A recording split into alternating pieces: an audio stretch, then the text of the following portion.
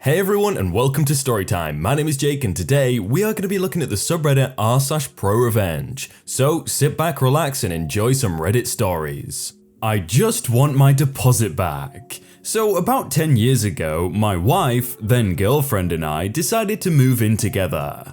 She was sick of living in a dorm and my lease was up, and we had a family friend that was looking for someone to move into a little granny flat under their house. I say under because they lived on a steep hill where the flat was below the house with an entrance on the back side, so we had this incredible view out back, a pool, we'll get into that insane thing, fire pit, etc. And the rent was in our price range, and the landlord, let's call her Mary, even dropped it $100 if we did some yard work, skimmed the pool, etc. Oh, my parents own a couple rentals and have my whole life. I've done maintenance for them and even attended a couple of court cases as well with them. This'll come into play later. Everything was great for a couple months. Then Mary and her wife started fighting. Screaming matches, stomping above us, throwing things. I didn't understand how people could be that mad at each other that often and still be together. I eventually sent them an email saying that we were not comfortable with the fighting, and we wanted to make sure they were okay, etc. They replied to that with, "You're lucky to have a place this nice." Mary began to scrutinize the yard and the pool work I was doing, to the point she would insist I vacuum and skim the saltwater pool with no chemicals. Saltwater pools need far less chlorine than regular ones, but they still need some. Wanted me to stop mowing and use a weed whacker only because the mower was getting old and tired. Really petty things. We decided to cut our losses and get out of there. Found a new apartment and a roommate, one of my wife's college friends, that was open a month later. Perfect for us. We were on a month-to-month on this place. Emailed Mary that we were moving out in 30 days, etc. At that point, she went insane, tried to do daily inspections of the granny flat, would call and email daily with chores around the property she'd insist we do, and would pound on her floor, our ceiling, every time she heard so much as a whisper. Daily inspections would require 24 hours notice. She never gave that. Then she tried to bring potential renters over to see the flat. We flat out told her to go away when that happened, with no notice. Finally, 2 weeks before move out, she had a pest control guy stop by when I was at work and my wife was in class. Our cat was home alone, and we got the notice about spraying pesticide from her in a text about the same time the guy started. So I rush home after work, stop by upstairs and ask for a copy of the pest control receipt. I have massive allergies to most pesticides, so I need to know what was used. She goes into her office and brings back a copy with every single chemical on the list checked off. Every single one. I immediately take the copy, run down, grab the cat and a handful of clothes, and drive to my parents' house. We stayed there 4 days, hoping everything would clear out in time for us to finish packing and cleaning. The last couple days before move out, Mary was out of town, and we were able to get it completely finished a day early. We'd even patched nail holes, painted, cleaned the carpet, and my mum came and helped us get it ready for the next tenants. It was immaculate, and we took photos and videos of everything. When Mary did the checkout with us, we said we weren't comfortable being there without filming. That's legal to do. And she did a short walkthrough e-fire stating it was fine, that her copier was broken and she'd have to email us the final copy. 2 days later, we got that copy, with $1,400 in damages claimed above our deposit, including a number of charges like, my wife had to replace a screw in a cabinet, $1 for screw, $15 labor.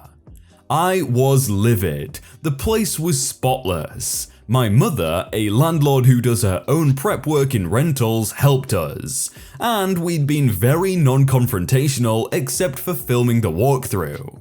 I had kept every email, text, and letter from them, and started to put together a small claims case. I figured she would already be doing the same. Luckily, I knew my tenant rights, and that she'd violated them a lot, including email chains where I'd point out 24-hour notice laws, etc. in emails and she'd reply to them. Finally, I called the exterminator. The conversation went like this.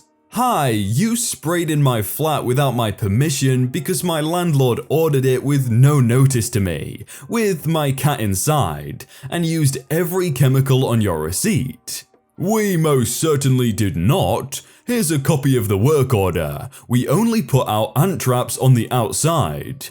Oh, I'm sorry. Thank you for your clarification. Armed with that last little piece, I countersued, asking for a bad faith penalty as well as our deposit. Bad faith was 3 times the deposit, so I was asking for a total of 4 times what we'd given Mary on move-in. The big day came in court. I showed up early, had everything in order and ready, and she swaggers in huffed up and clearly ready to put me in my place. We sit outside the courtroom for about 20 minutes, until a courtroom worker asks the waiting room if anyone would be willing to go to mediation instead since they were booked solid. We both say yes and go into a mediation room with an arbitrator whose job was to just keep us civil and answer any legal questions they could while staying neutral. Mary lays out her case. It takes about 4 minutes. The arbitrator looked very neutral still. Then I present my case, bringing up each violation, each lie, and end it with the work order from the exterminator, both copies. At this point, the arbitrator looks visibly upset, and I can tell they're just trying to stay neutral. Mary then asks them, why is he asking for 4 times the deposit? The arbitrator then explains the bad faith penalty, then looks at me. Would you be okay dropping the penalty for your deposit back? Sure. They looked over at Mary. I can't tell you what to do, but what I can say is, if you decide to go back into that courtroom in front of a judge, it's not likely to go in your favor. I swear they really said this. I know they're not supposed to, but they did. I got my deposit back. I know they were a family friend and everything, but I really wish they just said no to the arbitrator and it went even further than that. Woman pours her coffee on Intern, who's the COO's son. I used to work in a summer student program at a Fortune 500 company that hired around 150 interns from May to August. The work itself was pretty monotonous, but for the most part, everyone's pretty warm towards the interns. Save for Jamie. Jamie was a plump woman in her mid-40s, working in a team supervisor role, 2 levels above entry level, in the operations department for about a decade.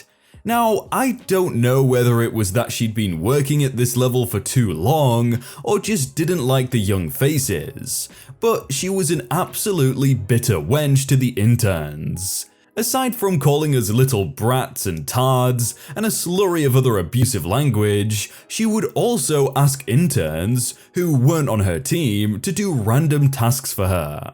This ranged between grabbing her papers from the copier, literally 20 feet from her desk, running errands, and demanding we drop what we're doing and make a coffee for her. Now, out of respect, most, if not all of the interns on the floor would comply to prevent a scene, but she had this idea in her head that since she was a supervisor, she was all of our bosses. She would constantly leave her desk to walk the floor and monitor the summer students, spitting slurs at us if she caught us as much as glance away from our monitors. In contrast to this, she would constantly brown-nose the managers and senior managers, trying to curry favor by helping take care of the interns. Suffice to say, she was an angst-filled witch, but me myself, I was a quiet young lad who hated unnecessary attention from others. So I didn't openly volunteer that my mum was the chief operating officer. She worked up on the executive floor, so I rarely saw her.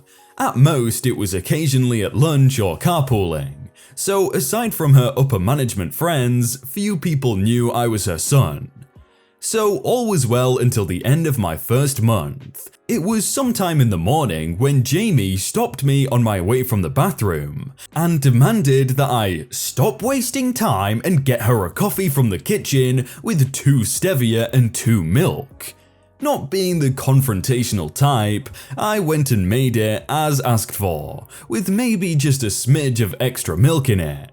When I brought it to her, she half yelled, "Finally!" grabbed it and sipped it. She then said, "It's wrong," and shoved it back in my face with enough force to dislodge the cheap lid and spill coffee all over my dress shirt. She yelled something at me, but I couldn't really hear it as I felt the coffee. To be honest, I'm kinda glad I added the extra milk because the scalding hot magma would have been so much worse without it. I freaking screamed and ran to the bathroom crying, taking off my shirt to get water on my burns. My upper chest was so red, I immediately called my mum, sob-splaining what just happened. My mum whipped downstairs, came to the bathroom, pulled me out, and was greeted by 3 large security guards. She told me point who did it, and point I did. What followed was my mum telling one guard to call 911 and the other 2 to detain her for assaulting an employee. If it weren't for the burning pain, the look on Jamie's face would have been priceless. She was flushed and screaming as security apprehended her. She kicked and screamed all the way to the elevator. Police came, got the videotapes, corroborated my story, and she was taken in. All cool, but the icing on the cake was that she was originally going to be charged with second-degree assault, but my mum made sure all the interns were interviewed about Jamie and confirmed that she was actually abusive to us. This was proof of premeditation, so her charges were raised to first-degree assault. I hope prison treats you better than you treated the interns, Jamie. Oh, that's karma at its finest. Picking on 150 interns, at least one of them's gonna have a mum who's the COO, let's be honest. If you make me solve the problem, it'll cost you money.